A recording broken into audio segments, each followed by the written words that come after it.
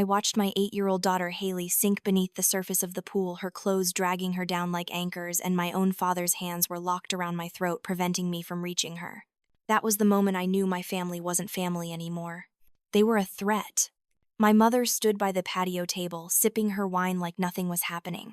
My sister Rachel, the one who had just shoved Haley into the deep end, was laughing. Actually laughing.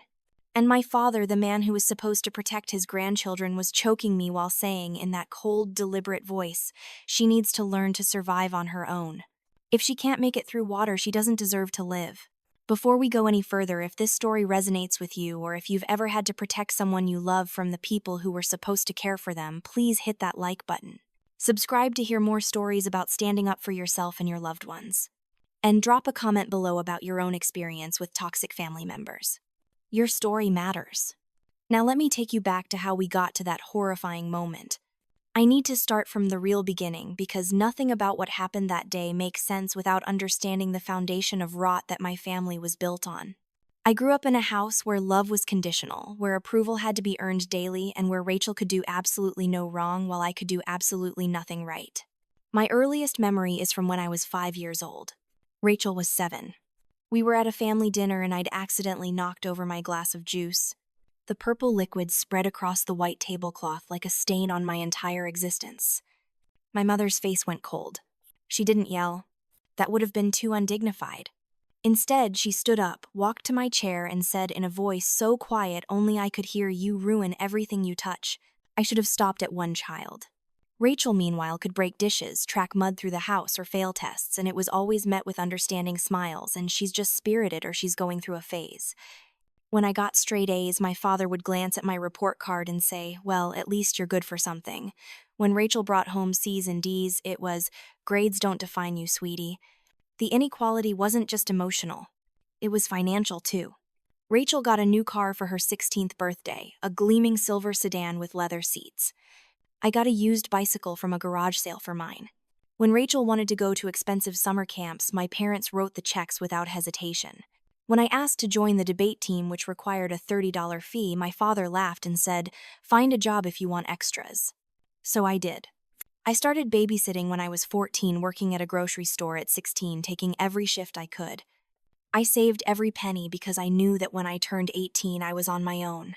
My parents made that clear enough. "College is for people who earn it," my mother said when I brought home scholarship applications. "Rachel will go to a good school because she deserves it. You'll figure something out." Rachel went to a private university on my parents' dime parties and all. I went to community college on scholarships and student loans, working 30 hours a week while taking a full course load. Rachel dropped out after 2 years because she needed to find herself. I graduated with honors because failure wasn't an option I could afford. I met Haley's father, Marcus, during my junior year. He was charming, attentive, everything I thought I needed. Looking back, I can see he was just another person who saw me as useful. Someone who would cook his meals, type his papers, pay half the rent while he worked on his music career. When I got pregnant at 21, he was gone within a week. Not a call, not a text, just gone. I remember sitting on the bathroom floor of our apartment staring at that positive pregnancy test, knowing I had 2 choices. I could call my parents and beg for help, which would mean a lifetime of them holding it over my head, or I could figure it out myself. I chose myself. I chose my baby. I didn't tell my parents until I was 6 months along and couldn't hide it anymore. I drove to their house on a Sunday afternoon, the same house where I'd never quite belonged, and I told them. My mother's face didn't change. She didn't ask if I was okay, if I needed anything, who the father was.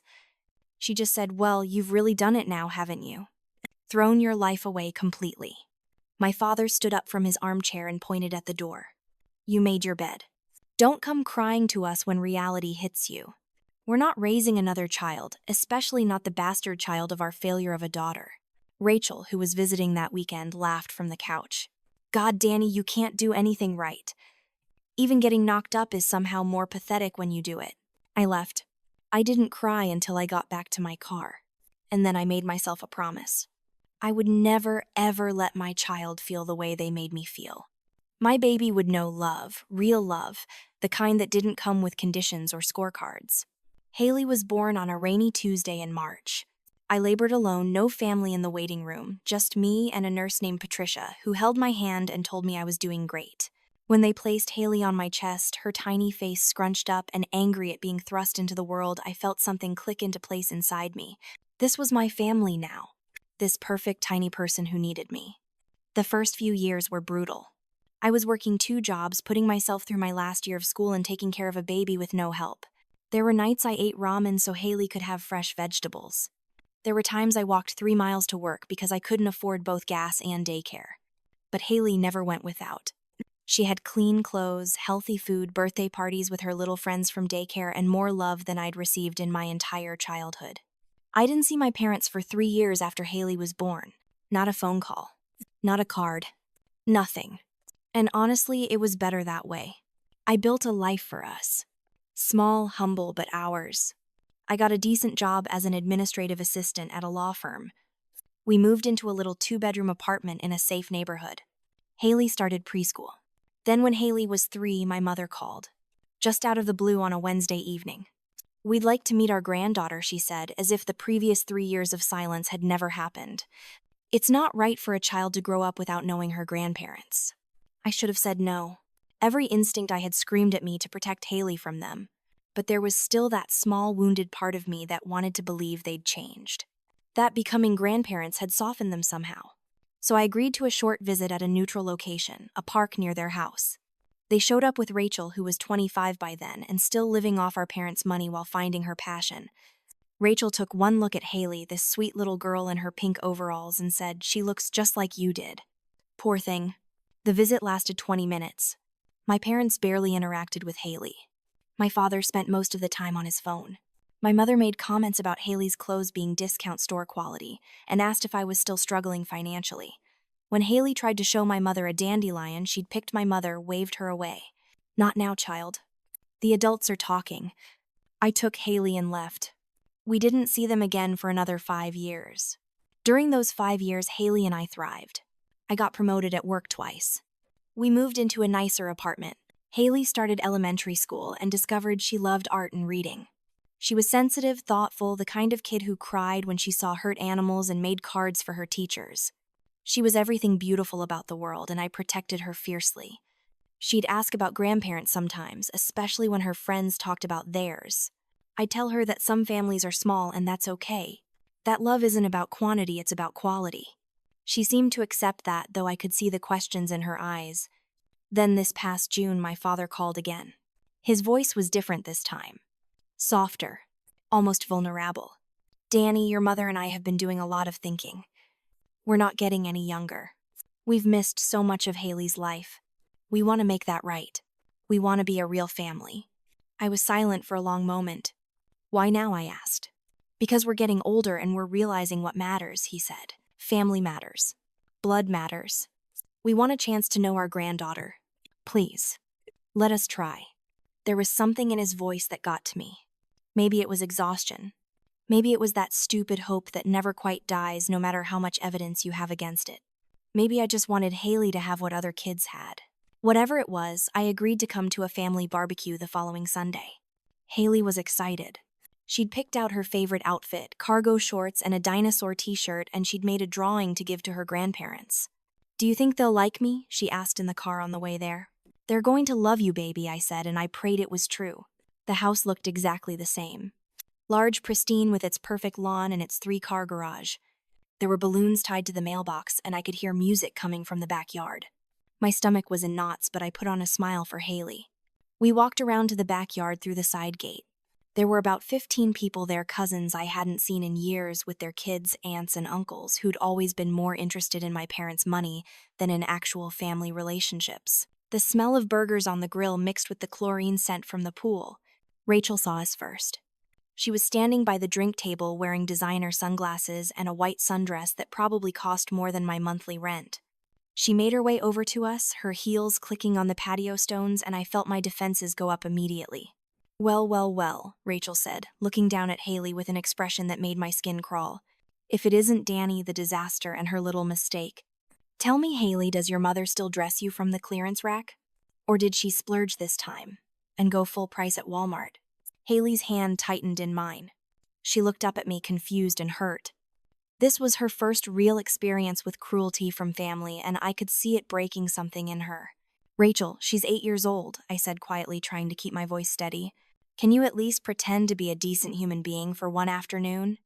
Oh, I'm sorry, Rachel said, not sounding sorry at all. Am I being too honest?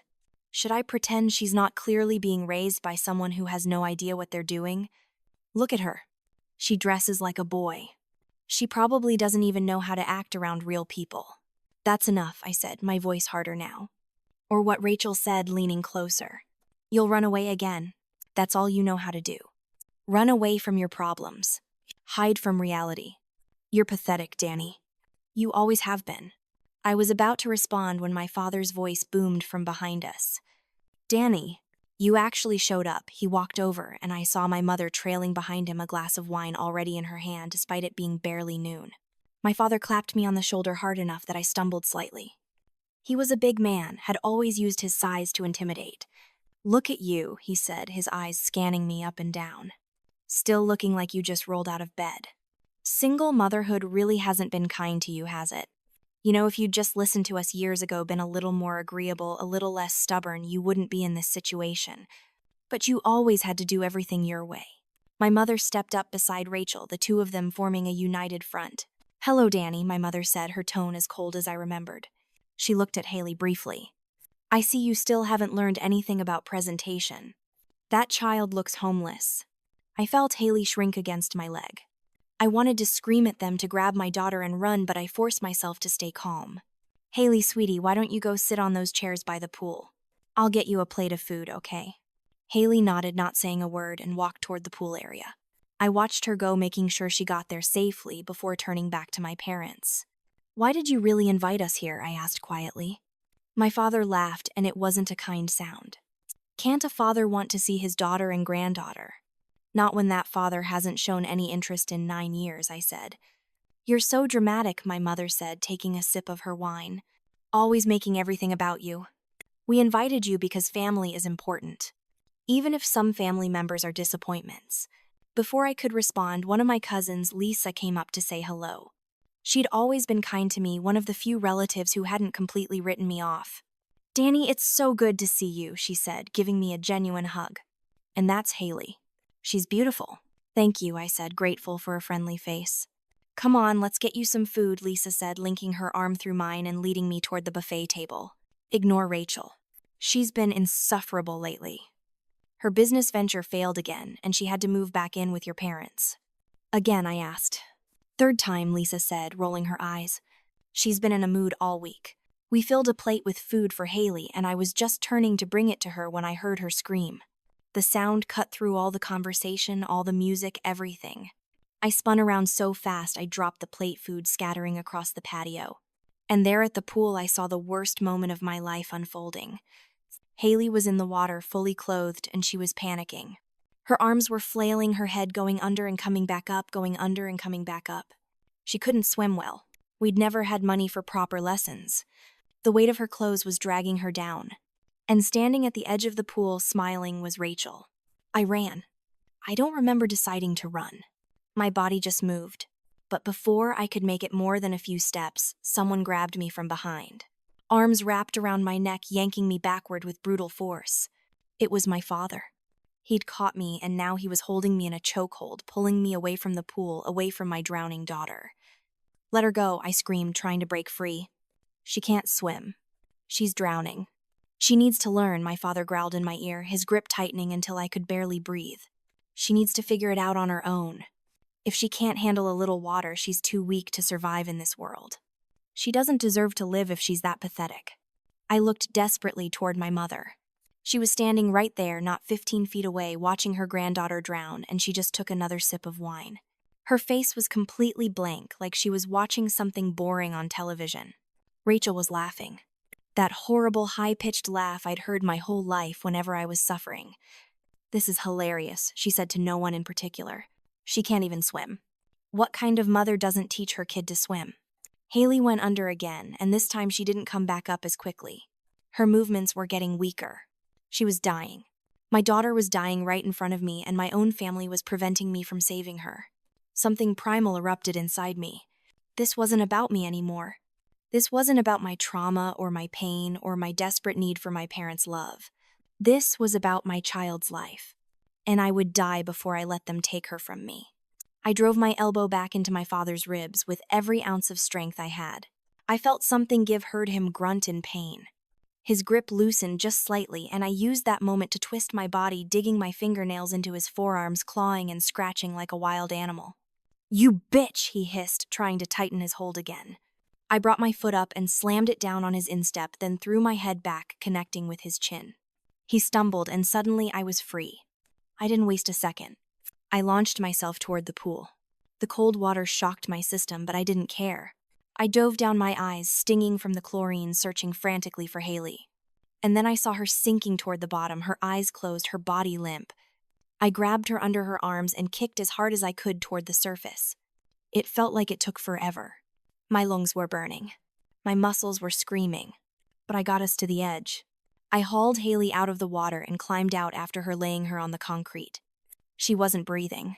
Oh God, she wasn't breathing. I tilted her head back, started CPR, trying to remember everything I'd learned from that one first aid class I'd taken years ago. Chest compressions. Rescue breaths. Chest compressions. Water suddenly poured out of her mouth. She coughed, gagged, and then started crying. The most beautiful sound I'd ever heard. She was alive. I gathered her into my arms, both of us soaking wet, both of us shaking. I looked up at the circle of people standing around us. My cousin looked horrified. A few of the other guests had their phones out, some recording, some already making calls. But my parents and Rachel just stood there. My father was rubbing his ribs where I'd hit him, glaring at me. My mother was checking her manicure. And Rachel looked disappointed, like someone had just told her the show was over. That was when something crystallized in my mind with perfect clarity. These people were not family. They were monsters wearing human skin. And if I walked away from this, if I let this go, they would hurt Haley again. Maybe not today, maybe not next week, but eventually. Because hurting people was what they did. It was who they were. My phone was in my pocket, waterlogged, but miraculously still functional. I pulled it out with shaking hands and dialed 911. I did it right there in front of everyone, not caring what they thought. 911, what's your emergency? The dispatcher's voice came through. My 8-year-old daughter was just pushed into a pool by my sister, I said, my voice surprisingly steady. She nearly drowned. And when I tried to save her, my father physically restrained me and tried to prevent me from rescuing her. I need police and an ambulance at 4782 Maple Ridge Drive. Ma'am, is the child breathing now? The dispatcher asked. Yes, she's breathing, but she's in shock and she inhaled a lot of water. Please hurry. Units are on the way. Stay on the line with me. My father's face had gone from red to pale. What the hell do you think you're doing? He said, his voice rising. You can't call the police on your own family. Watch me, I said. You're insane, my mother said, finally showing some emotion. This is embarrassing. Do you know what the neighbors will think? I don't care what the neighbors think, I said, holding Haley closer. I care that you just tried to kill my daughter. Don't be so dramatic, Rachel said, but her voice had lost some of its confidence. I was just playing around. It was a joke. She needed to cool off.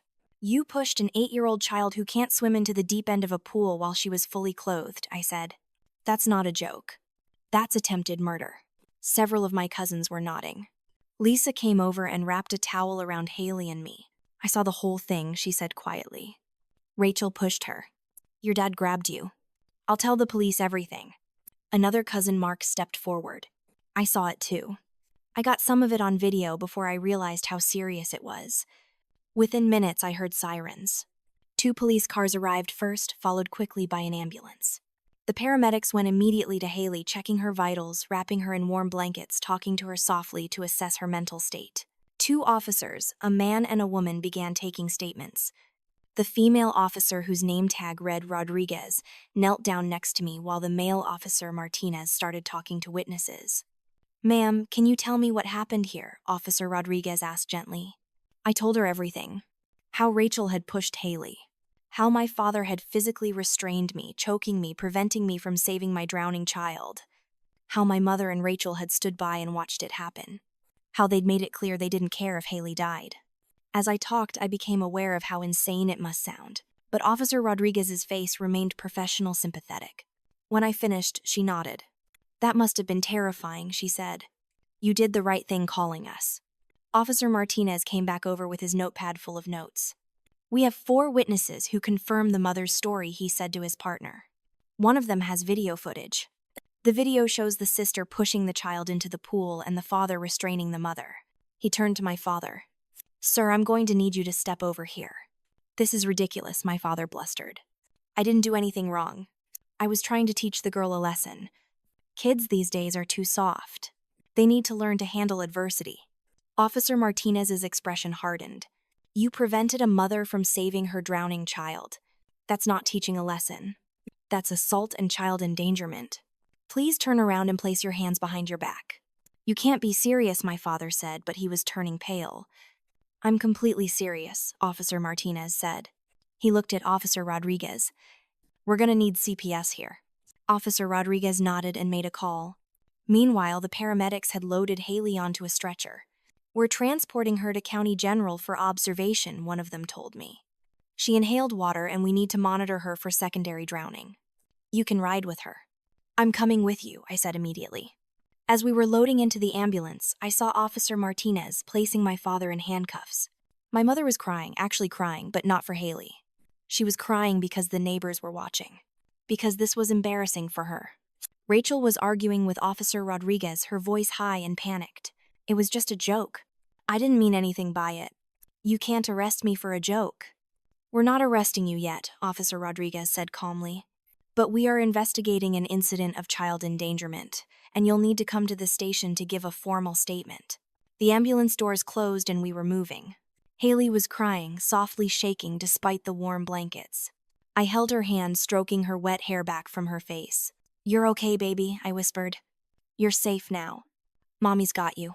I will always protect you. Always. At the hospital, Haley was admitted for observation. The doctors examined her, thoroughly checking her lungs, monitoring her oxygen levels.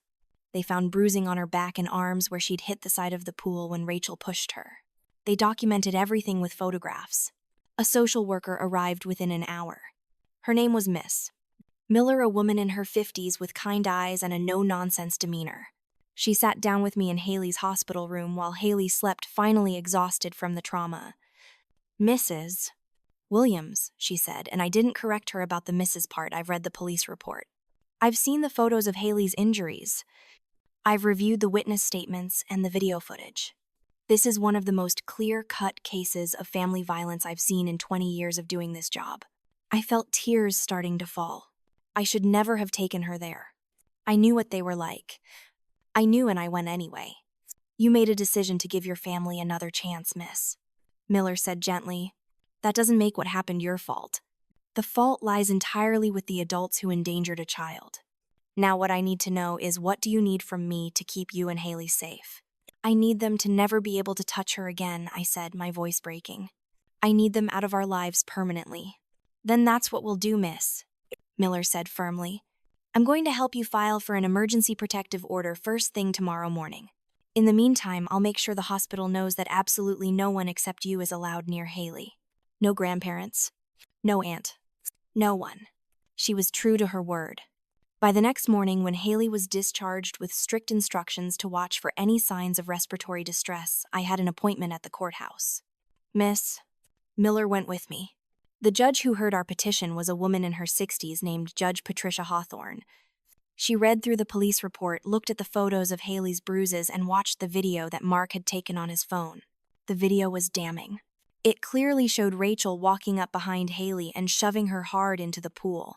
It showed me running toward the pool, and my father intercepting me, putting me in a chokehold.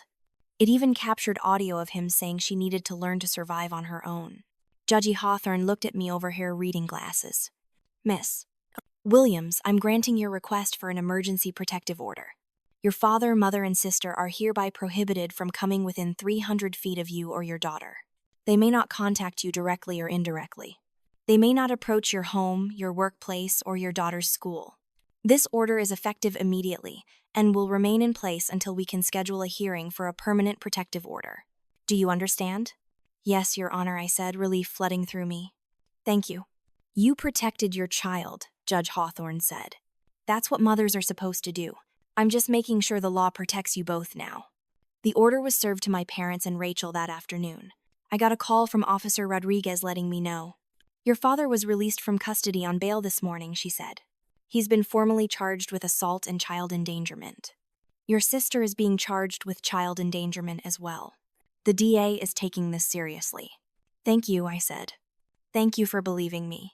I'm a mother too, Officer Rodriguez said. I know what I saw in your eyes at that pool. I know what it looks like when someone's fighting for their child's life. You did everything right. Over the next few days, I threw myself into protecting Haley and building walls they could never breach again. I changed our phone numbers, both mine and Haley's emergency contact at school. I met with Haley's principal and provided copies of the protective order along with photos of my parents and Rachel. These people are not allowed to pick up my daughter under any circumstances, I said. If they show up, call the police immediately. The principal, Mrs.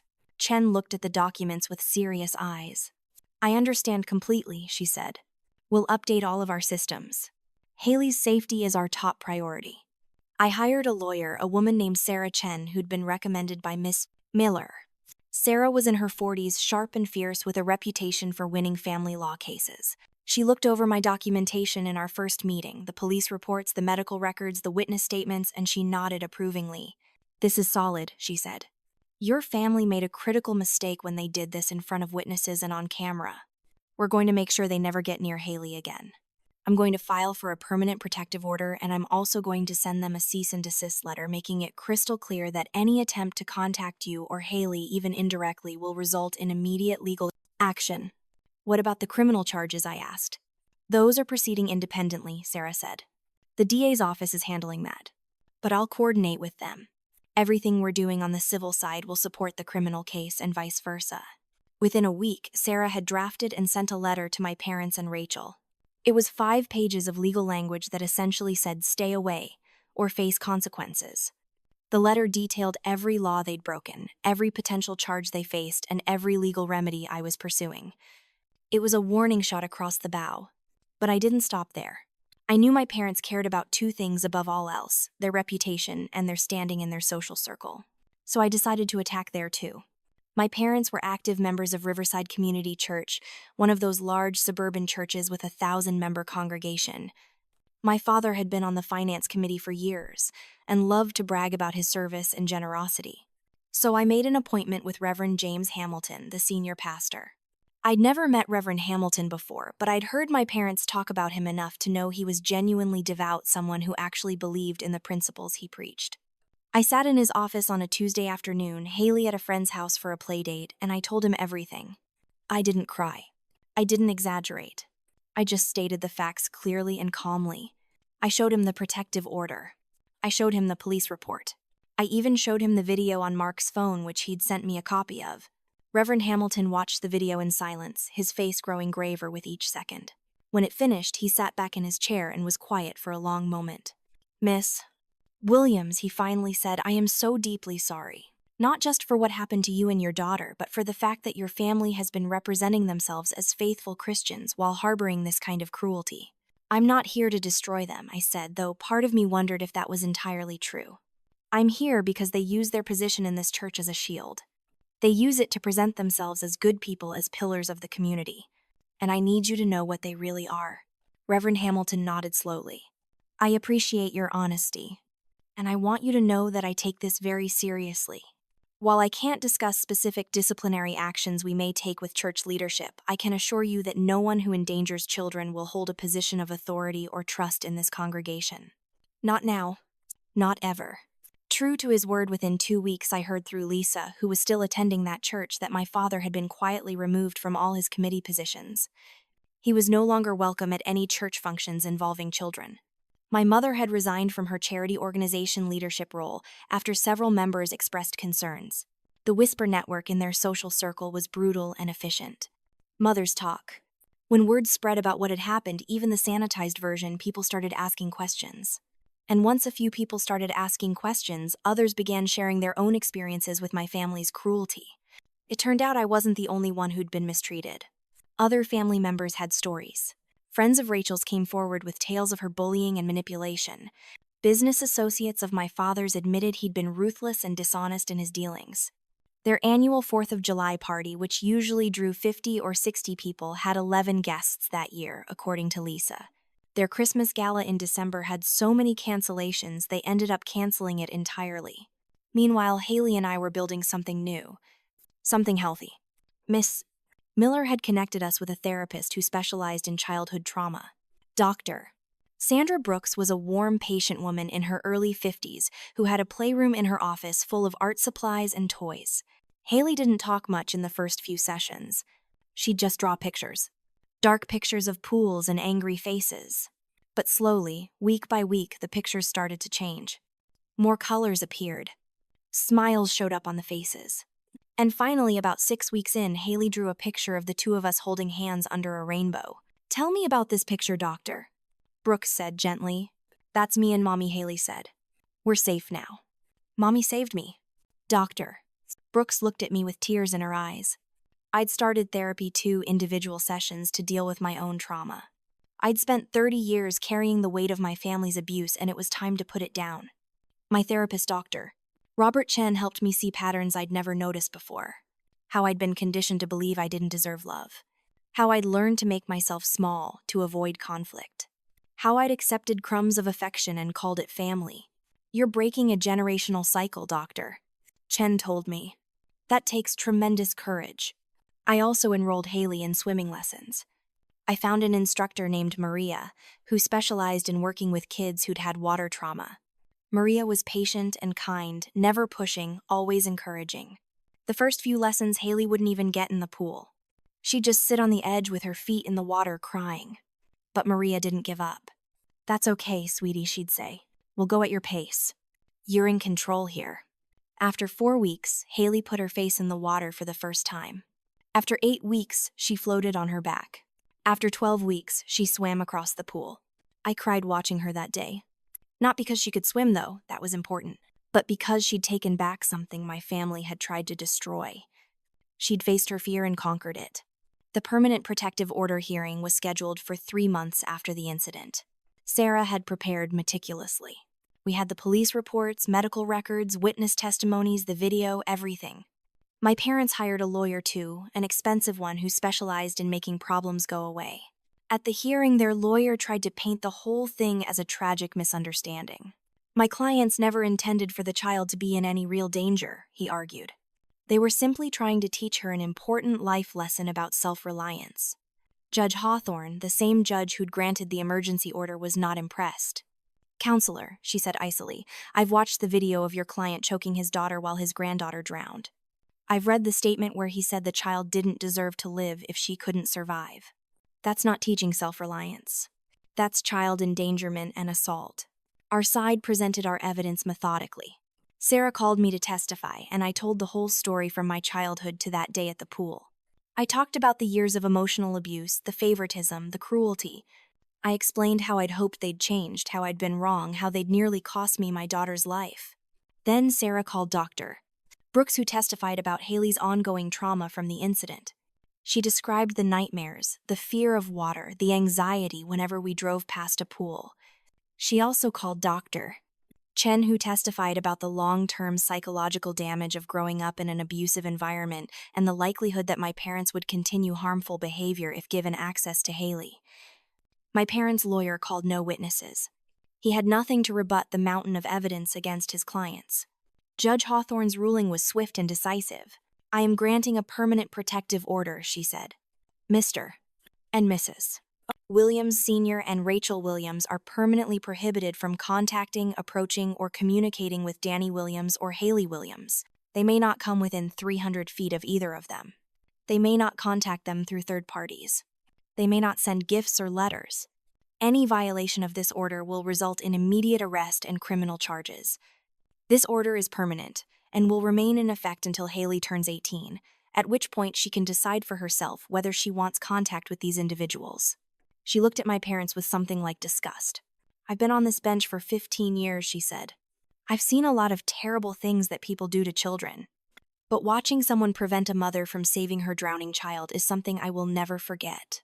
You should be ashamed of yourselves." My father's face was red. My mother was crying again, those performative tears that were really about her own embarrassment. Rachel just looked angry.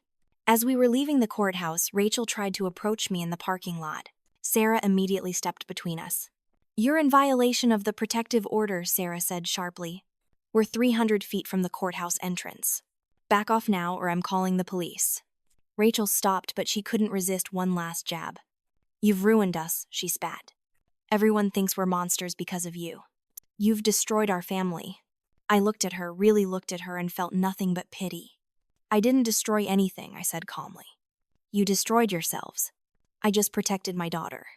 The criminal cases took longer to resolve. My father was eventually convicted of assault and child endangerment. He served 6 months in county jail and was sentenced to 3 years probation. Rachel pleaded guilty to child endangerment and received 2 years probation plus mandatory anger management classes. My mother was never charged, though. She'd been complicit in everything.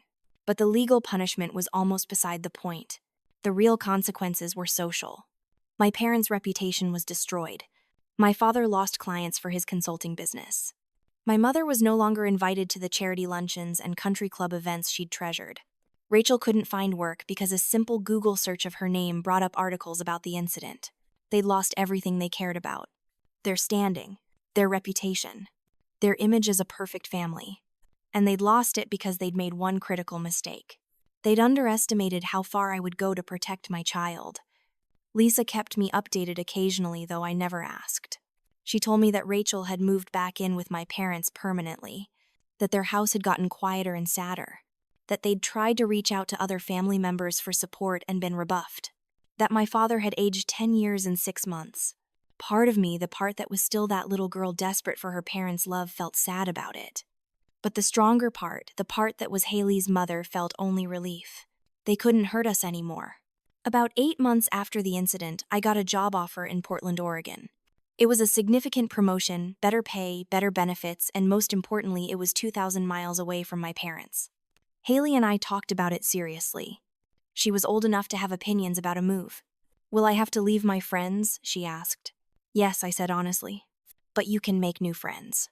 And we can video chat with your old friends. Will the mean people be able to find us there? No, baby. They won't. She thought about it for a long time.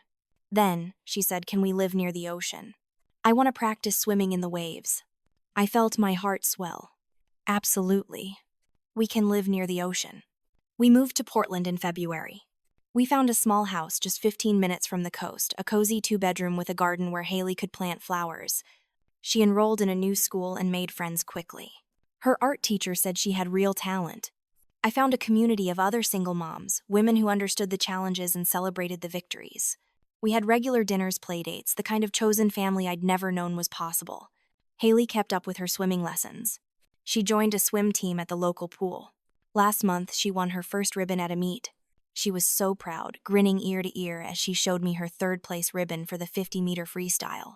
I'm not scared anymore, Mom, she told me that night as I tucked her in. I'm not scared of the water. I'm not scared of anything. That's because you're brave, I said, kissing her forehead. You've always been brave. You're brave too, she said. You saved me.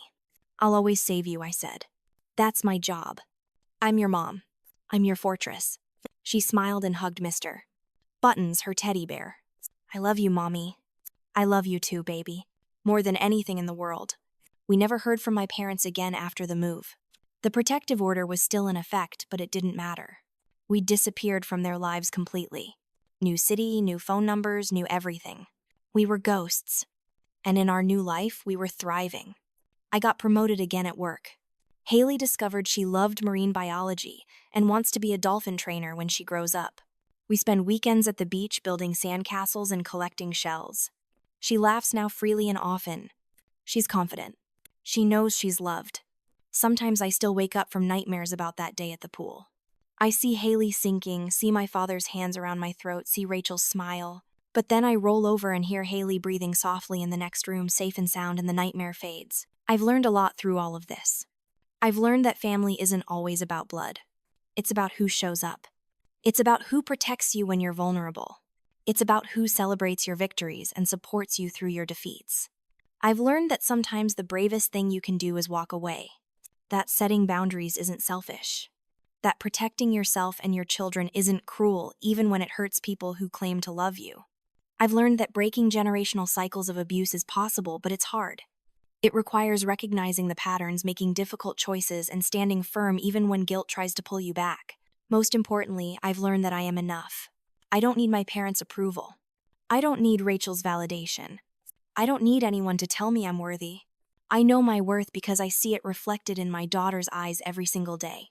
Haley will never experience what I experienced. She will never wonder if she's loved. She will never have to earn basic human decency. She will never question whether she deserves to take up space in the world. Because I broke the cycle. Because I chose her over everything else. Because I built a fortress around us and I will defend it with everything I have. Standing up to family is one of the hardest things anyone can do. We're taught from birth that family is everything, that blood is thicker than water, that you owe your parents loyalty no matter what. But that's wrong. You don't owe anyone permission to hurt you or your children. You don't owe anyone access to your life if they use that access to cause harm. And sometimes the bravest thing you can do is walk away and never look back. My daughter will never experience what I experienced. She'll never wonder if she's loved. She'll never question her worth. Because I broke the cycle. Because I chose her over the people who shared my DNA but never shared my values. Family isn't about blood. It's about who shows up. It's about who protects you. It's about who loves you unconditionally. And sometimes that family is just you and your kid against the world. But that's enough. More than enough. What would you have done in my situation? Have you ever had to cut toxic family members out of your life to protect yourself or someone you love? Drop your story in the comments below. And if this message resonated with you, if you believe in protecting children above all else, smash that like button and subscribe for more real stories about surviving family trauma and coming out stronger. Your engagement helps others find these stories when they need them most. Thank you for listening.